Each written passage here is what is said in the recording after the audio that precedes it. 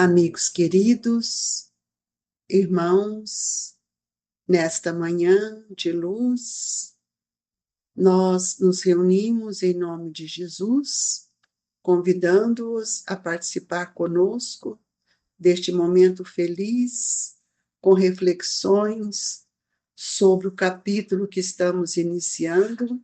Ninguém poderá ver o reino de Deus se não nascer de novo. Jesus, tendo vindo às cercanias de Cesareia de Filipe, interrogou assim seus discípulos: Que dizem os homens com relação ao Filho do Homem? Que dizem que eu sou? Eles lhes responderam: Dizem uns que é João Batista, outros que Elias, outros que Jeremias, ou algum dos profetas. Perguntou-lhes Jesus: E vós, quem dizeis que eu sou? Simão Pedro, tomando a palavra, respondeu: Tu és o Cristo, o Filho de Deus vivo. Replicou Jesus: Bem-aventurado és, Simão, filho de Jonas, porque não foram a carne nem o sangue que te revelaram, mas meu Pai que está nos céus. São Mateus, capítulo 16, versículo 13 a 17. São Marcos, capítulo 8, versículo 27 a 30. Nós convidamos a todos, nesta manhã, a orarmos, buscando na misericórdia divina o amparo para todos nós, ampliando a nossa fé, ampliando a nossa esperança e ampliando, Senhor, o desejo de estarmos mais próximos de Ti. Pai nosso que estais nos céus, santificado seja o vosso nome. Venha a nós o vosso reino, seja feita a vossa vontade, assim na terra como nos céus. O pão nosso de cada dia nos dai hoje, Senhor. Perdoai as nossas dívidas, assim como nós perdoamos os nossos devedores. Não nos deixeis, Senhor, cairmos em tentação, mas livra-nos de todo mal, que assim seja. E é em seu nome, Jesus, sob a bênção magnânima deste amor incondicional que nos envolve, é que iniciamos o estudo do Evangelho com as reflexões devidas para a manhã de hoje. Se conosco, Jesus. Queridos amigos, nós sabemos que Jesus iniciou o seu trabalho e escolheu a Galileia para iniciar a sua grande semeadura. E ali encontrou uma multidão de pessoas que eram menosprezadas, que não tinham o valor devido, sofridos, e eles, ouvindo falar de Jesus, procuravam estar com ele nas tardes da Galileia, à beira daquele lago extraordinário que por tantas vezes Jesus ali estivera.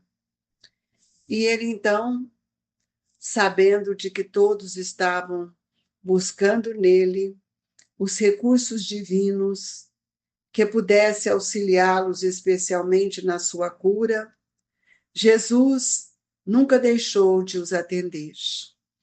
E é por isso que quando ele chega na cercania de Cesareia de Filipe, reunindo com seus discípulos, sabendo das palavras, da ressonância do seu trabalho, perguntou aos discípulos que os homens falavam a respeito dele com relação ao Filho do Homem. Quem dizes que eu sou? Amigos, essa pergunta é bastante interessante para nós também. Mesmo sabendo que Jesus é o Cristo, de Deus, nós precisamos interrogar quem dizem que eu sou? Quem dizem que eu sou? Os espíritas? Os católicos? Outras religiões? Não importa. Eu preciso saber como nós dizemos, falamos, explicamos quem é Jesus. Porque para nós, Jesus é o Cristo de Deus. E a doutrina espírita veio nos trazer uma amplitude de conhecimento, de verdade, para que nós possamos não só reconhecer quem é Jesus, mas vivenciar os seus ensinamentos. Então, quando ele faz essa pergunta, quem dizem que eu sou? Eles lhes responderam: dizem uns que é João Batista, outros que Elias, outros que Jeremias, ou algum dos profetas. Esta resposta é bastante importante, porque tem um sentido, mas motivado por uma incompreensão, porque muitos tinham visto João Batista. Como é que Jesus podia ser João Batista? E muitos já estudaram, por meio do Velho Testamento, de Moisés, os ensinamentos de Jeremias. Então, Jesus pergunta para eles, que eles é que estavam no dia a dia com ele, eram eles que estavam ouvindo o que ele estava ensinando, eram eles que estavam presenciando o trabalho dele, a forma de atender à necessidade de todos, tanto a necessidade física quanto a necessidade espiritual. E vós, quem dizeis que eu sou? Simão Pedro, então, tomando a palavra, respondeu: Tu és o Cristo, o Filho do Deus vivo. Mas veja bem, meus amigos, tu és o Cristo. Esta é uma resposta extremamente complexa para um discípulo que, por mais que o amasse, também tinha suas dúvidas para dar essa resposta. Tu és o Cristo, filho do Deus vivo. E replicou Jesus: Bem-aventurado és Simão, filho de Jonas, porque não foram a carne nem o sangue que isso te revelaram, mas meu Pai que está nos céus. Como, meus amigos? Por meio da mediunidade, da intuição. Para a gente observar quanto nós precisamos estarmos atentos em tudo aquilo que nos envolve. Ora, Jesus pergunta aos discípulos porque ele queria ver como é que eles o viam, como é que eles o percebiam. E quando Jesus pergunta a Pedro e ele dá essa resposta, então Jesus fala: não foram a carne nem o sangue, não foram os homens com os homens que alguém que te falou dessa forma, que isso te revelaram, mas meu Pai que está nos céus. Por quê? Porque Deus envia para nós o seu Filho unigênito. Então, quando Jesus reúne esses 12 apóstolos ou 12 discípulos, ele tinha uma finalidade de consolidar nos corações destes espíritos o princípio da sua doutrina de redenção. Isso não foi uma coisa aleatória. E naquele momento de ouro, naquele crepúsculo de ouro, em que muitas coincidências vinham ocorrendo, e especialmente quando eles ali se encontravam em Cesareia de Filipe, naquela paisagem maravilhosa, Jesus olha, fita para todos os companheiros, e ele que fala assim de uma forma tão confidencial com eles, mostrando o futuro grandioso, ele faz essa pergunta: e o que dizem os homens a meu respeito? é uma pergunta: o que nós hoje falamos de Jesus? Para nós, o Cristo é o modelo e guia da humanidade. É o Filho unigênito de Deus, que veio para nos educar. Jesus é o Mestre, um mestre de amor, que nos trouxe as bases sublimes da sua pedagogia, para que pudéssemos compreender os seus ensinamentos. Então, nós precisamos ver que toda esta fala, ela tem uma profundidade maior do que uma resposta, simplesmente uma resposta. Então, se a pergunta, que é uma pergunta muito profunda, e vós, quem dizes que eu sou, é saber, é como se ele estivesse falando, que dizem aqueles que estão conosco, quem sou eu, o que eles estão falando da minha pregação. Então, nós vamos ver que os discípulos se entreolharam para responder. Pedro dá essa resposta. João responde que seus amigos o tinham na conta de Elias, que regressara ao cenário do mundo, depois de se haver elevado ao céu num carro flamejante. Essa é a resposta de João, achando que Elias tinha voltado, sem que ele compreendesse a reencarnação de Elias e João Batista. Mas por quê? Porque foi Jesus que veio trazer a lógica, uma maneira mais clara de compreender e interpretar aquilo que ele vinha fazer como a reencarnação. Já cada um foi dando sua resposta.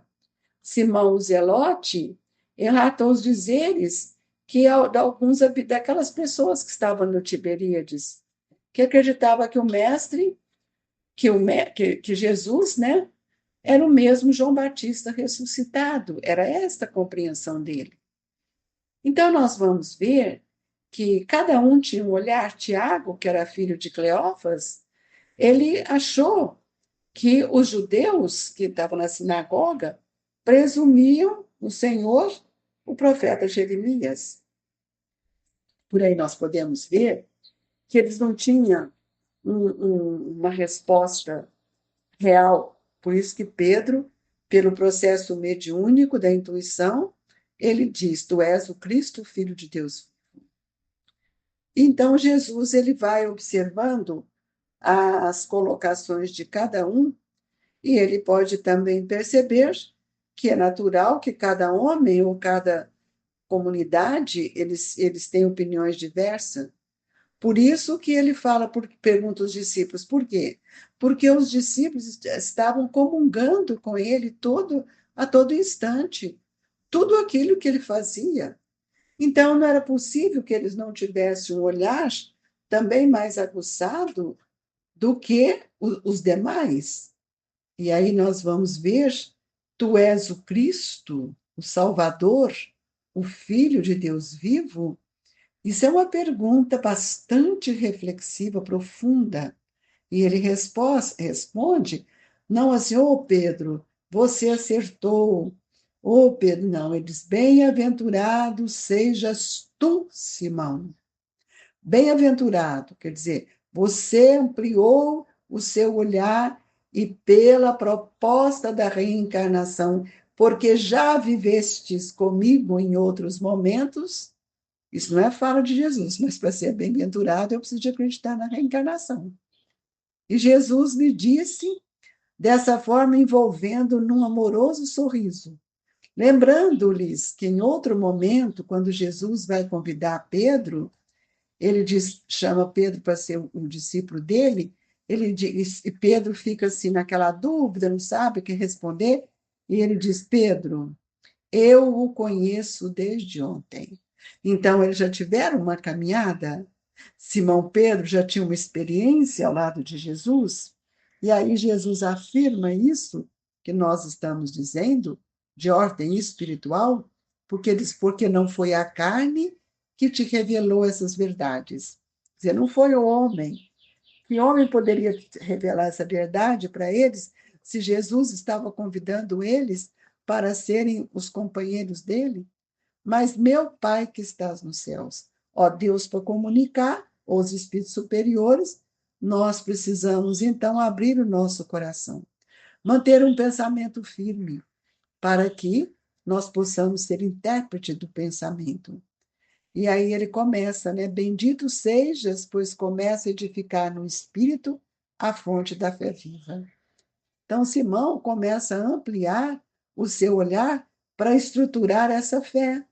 E aí, em outro momento, nós sabemos que Jesus diz para Pedro: sobre esta fé, edificarei a minha doutrina de paz e esperança, porque contra ela jamais prevalecerão os enganos desastrosos do mundo. O que é essa pedra? O que é essa fé? Sobre essa fé edificarei a minha doutrina de paz e esperança. Nós sabemos que a fé, ela vem de um conhecimento estruturado. E qual conhecimento?